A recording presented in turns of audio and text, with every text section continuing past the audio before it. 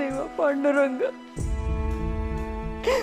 माझ्या अभिजितला वाचव, त्याच्या जीवाची रक्षा कर. आमच्या घराचा छप्पर आहे रे तो, खूप मोठा आधार आहे आमचा. तो आधारच आमच्यापासून हिरावून घेऊ नकोस. अभिजितच्या जीवाची रक्षा कर देवा विठ्ठला.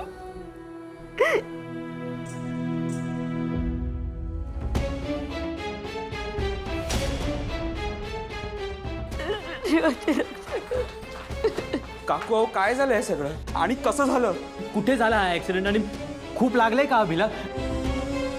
कोणी धडकलंय काय कळलं का? म्हणजे तुम्हाला कधी कळलं हे सगळं? ते सगळं जाऊ दे. काकू आता अभि कसा आहे? हा ज्योती डॉक्टर करतायत प्रयत्न, खूप सिरियस आहे, खूप लागलंय त्याला.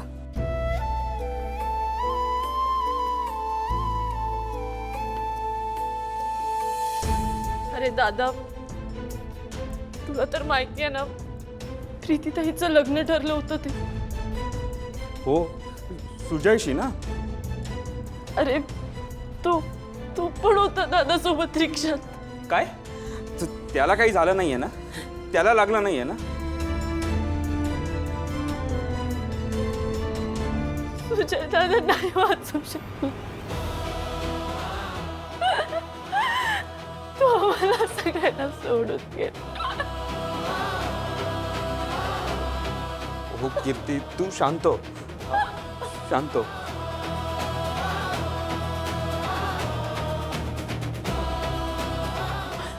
डॉक्टर काय झालं? दादा कसा आहे? बरं आहे ना तो? काय झालं सांगा ना. हे बघा, त्यांच्या डोक्याला मार लागलाय, त्यामुळे मेंदूतल्या रक्तवाहिन्यांमध्ये क्लॉट्स झालेत, रक्ताच्या गुठळ्या. अशा केसेसमध्ये पेशंट दीर्घकाळ बेशुद्ध अवस्थेत राहू शकतो, आय मीन कोमात जाऊ शकतो. तर तुमचा पेशंट कोमात जाऊ नये म्हणून आम्ही पूर्ण प्रयत्न करतोय, पण तो आम्हाला अपेक्षा आहे तेवढा रिस्पॉन्डच करत नाहीये. सिच्युएशन जर अशीच राहिली तर गोष्टी खूप कॉम्प्लिकेटेड होऊ शकतात. आता सगळं त्याच्या हातात आहे. त्याचे आशीर्वाद काहीतरी चमत्कार करू शकतात. ज्योती, मी घरी जाते आणि देव पाण्यात ठेवते. आता माझी नाही, त्या देवाची परीक्षा आहे.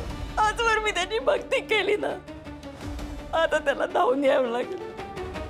माझ्या ऑफिससाठी धावून यावं लागेल. मी घरी जाते. शांत हो, खरंच शांत हो. हे बघ, काही होणार नाही. देव आहे आपल्या पाठीशी, सगळं नीट होईल. तू जरा शांत हो. हं? मॅडम ती ऍक्सिडेंटची केस झाली अभिजित सावेकर, त्याची फॅमिली ते समोर आहेत तिकडे. तिथे? हो हो तिथे. चल तू ये, तू इथे बस. ये जाते ग घरी. शांत हो.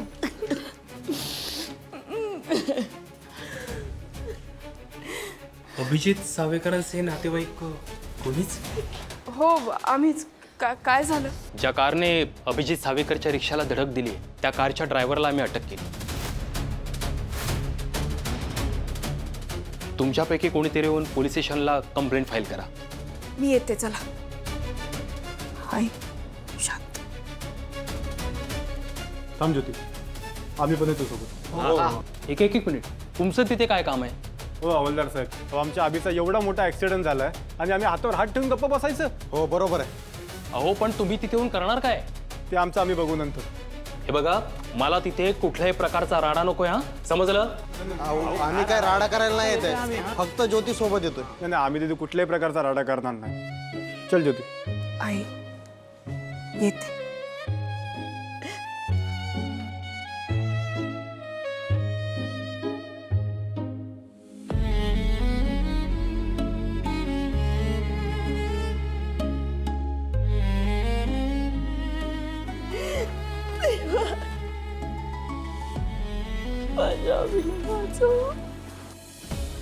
सगळं काय चाललंय?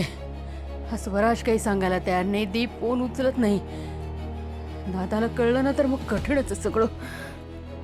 उचल ना बाबा फोन.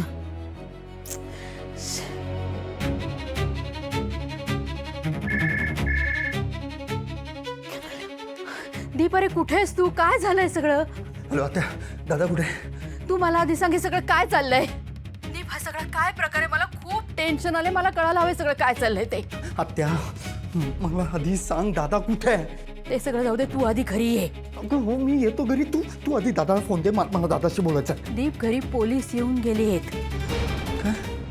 गाडीचा ड्रायव्हर कोणी विचारलं आणि त्याला उचलून घेऊन गेलेत.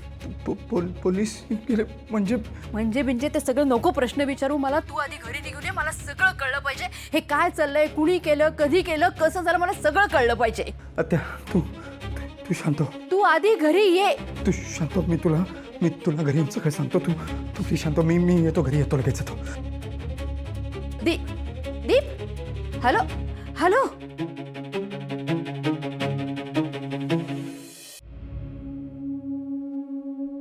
परमेश्वरा काय झालंय सगळं? कशात अडकवलंयस आम्हाला? या दोन्ही मुलांचं तर आज आयुष्यही सुरू झालेलं नाहीये. स्वराचं तर आत्ता लग्न ठरलंय आणि त्यात हा अडकला तर संपलं सगळं. दादाला समजलं तर कोसळून जाईल मनाने. दीप तर डोळ्यासमोर नको असतो त्याला. नाही दीप अडकला असेल याच्यात तर घराबाहेरच काढेल तो त्याला. परमेश्वरा सोडव बाबा ह्याच्यातनं लवकरात. सुलू पोलीस आले तेव्हा फोन का नाही केलास मला? आधी तू मला सांग हे सगळं काय आणि ते असे चाललंय? कसे काय घेऊन जाऊ शकतात यार? म्हणजे त्यांच्याकडे काय वॉरंट पुरावा वगैरे? आधी मला सांग काय घडलं हे सगळं. अरे यार तू एक काम कर. पटकन जाऊन आहे ना थोडी कॅश घेऊन ये. मी काही कॅश विश तुला देणार नाही. आधी मला आत्या, कळलं मी तुला पाहिजे. जेवढं सांगतोय दीप, मला तेवढं कर सांग ना, काय झालंय. दीप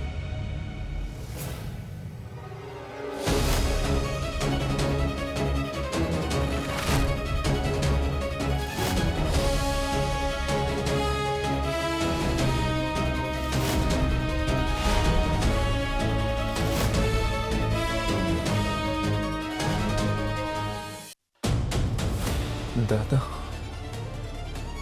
दीप मला कळेल काय झालंय. तू म्हणालीस ना पोलीस आले होते अटक करायला. मग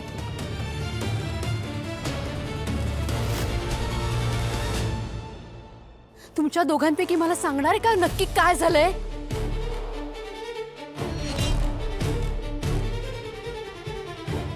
तुम्ही आत्ता मला सांगितलं नीट तर मला तुम्हाला काहीतरी मदत करता येईल. दादा आला ना मग काही खरं नाहीये. मीच विराजला पाठवलं त्याला आणायला.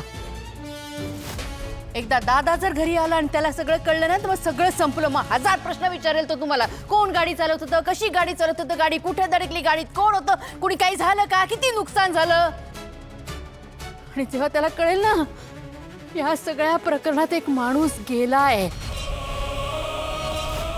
मग काही खरं नाहीये.